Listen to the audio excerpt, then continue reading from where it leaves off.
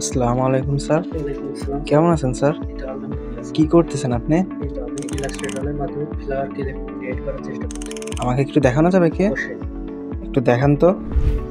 Sir আমরা প্রথমেই একটি ইলিপস টুল নিব। ইলিপস টুলটা শিফট অল্টার চেপে ইলিপস টুলটা নিব। নেওয়ার পরে আমরা এটাকে অল্টার ধরে একটি কপি করব। কপি করার পরে দুইটাকে সিলেক্ট করার জন্য সিলেকশন টুল ব্যবহার করব। এরপর শেপ বিল্ডারের সাহায্যে শেপটি এক করে নেব।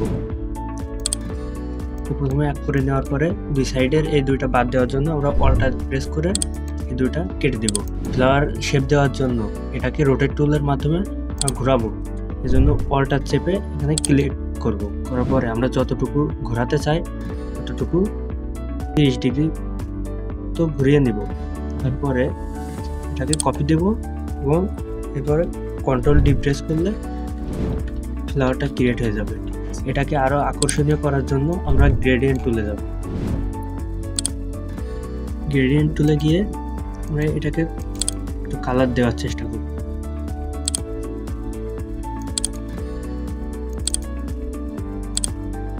স্যার আমাদের ফ্লাওয়ারটা রেডি হয়ে গেছে। ধন্যবাদ স্যার দেখানোর জন্য।